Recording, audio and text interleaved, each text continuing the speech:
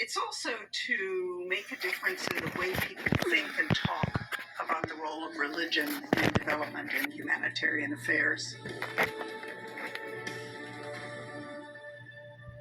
Taghipon. Medyo liblib ang kinatitirikan ng bahay namin ni Lola.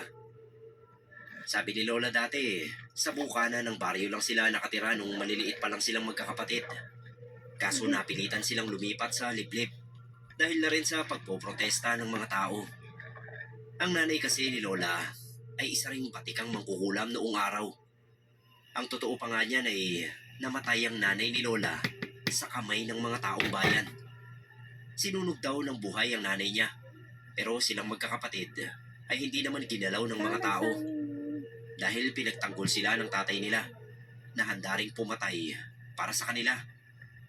Nung panahon na naging apo na ako ni Lola, ay watak-watak na silang magkakapatid. Siyam sila eh. Ang iba ay nakapag-asawa at napatira sa malayong lugar. Ang iba naman ay nangamatay na. Naging payak ang pamumuhay namin ni Lola. Pagtatanim ng iba't ibang gulay ang naging kabuhayan namin. Alam ko na sinubukan ni Lola Auring na talikuran ng gawain ng pangkukulam.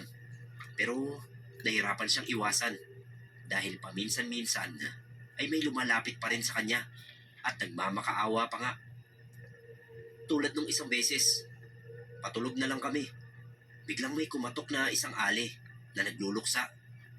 Nakabelo pa ng itim.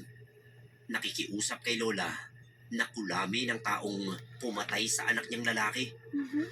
Ayaw ni Lola dahil gusto na lang niya noon ng tahimik na buhay. Pero biglang lumuhod yung ali sa harapan niya dahil gusto talagang mabigyan ng katarungan ang pagkamatay ng anak niya na hindi makuha sa mga kinauukulan. Naawa naman si Lola kaya pinagbigyan niya yung ali. Matapos niyang gawin yun ay pinaaalis na lang niya. Pero hindi umalis yung ali hanggat hindi tinatanggap ni Lola yung perang kabayaran ng kanyang serbisyo. Napilitan si Lola na tanggapin yon. Binigay niya sa akin at sinabing gamitin ko sa mga pangangailangan ko sa eskwela. First year high school pa lang ako noon. Nung magbinata na ako at tumuntong sa edad na 21, doon na nagsimulang gumulo ang buhay namin. May dumating kasi sa baryo na kiniklaim ang sarili bilang pinakamahusay daw na albularyo mula sa isang isla sa Palawan at nabibilang sa malaking angkan ng mga albularyo. Kaya raw niyang talunin ang kahit na sinong mapapagsik na mangkukulam. Kaya nang mabalitaan niya ang tungkol kay Lola Auring, ay naging interesado siya. Naglalakad ako noon sa kalye papuntang palengke nung makasalubong ko yung albularyong may pangalang Cadensyo. Hindi ko pa alam noon na isa siyang albularyo. Madalas ay nakayuko lang ako sa paglalakad, kaya hindi ko siya napansin. Siya mismo ang pumansin sa akin at tinanong kung kilala ko raw ba si Manang Auring. Bago ko sinagot ang tanong niya, tinanong ko muna kung bakit niya tinatanong. Ang sabi niya ay narinig daw kasi niya na isang mahusay na mangkukulam si Manang Auring. Gusto sana niyang kumonsulta. Tumango ako. Sabi ko lola ko yung taong hinahanap niya. Dahil hindi ko alam kung sino talaga siya, kaya nagdalawang isip akong sabihin sa kanya kung saan kami nakatira. Pero kahit hindi ko sinabi, ay natuntun pa rin niya ang bahay namin. Siguro nalaman din mula sa ibang tao.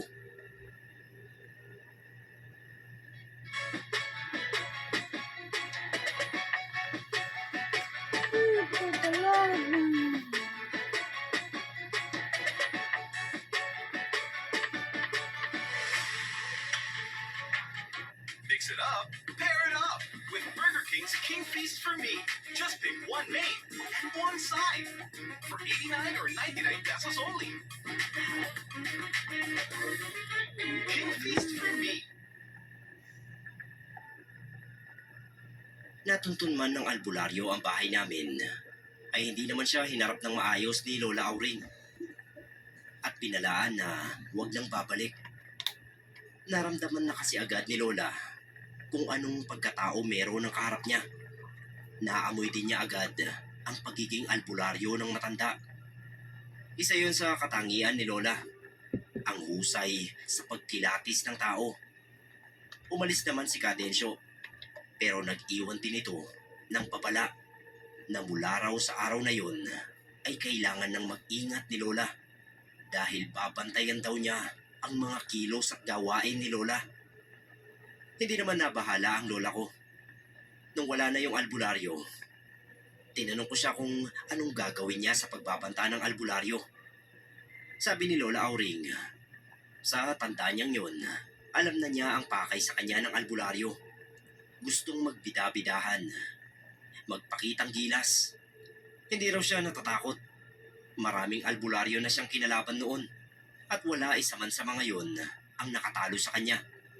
Kaya kung pakikialaman siya ng bagong saltang albularyo, ay hindi siya mangingiming tapatan ang anumang husay na pinagmamalaki sa kanya. Kampante ako sa kakayahan ng lola ko. Maraming beses ko na kasing nasaksihan kung gaano siya kahusay na mangkukulam. Pero hindi siya mapagsik gaya ng iba. Meron din siyang puso na pinaiiral. Bagamat may angking galing ay hindi siya pumapatay ng kinukulam niya. Pinahihirapan lang niya. Depende sa level na gusto ng lumalapit sa kanya para sa ganoong serbisyo. Mula nga noon ay lagi na naming nakikita yung albularyo na umaali-aligid sa bahay namin. Hindi lang pinapansin ni Lola. Kapag nasa daan ako ay nahuhuli ko rin ang pagsunod sa akin ni Cadencio. Para bang pinag-aaralan niya ang kilos naming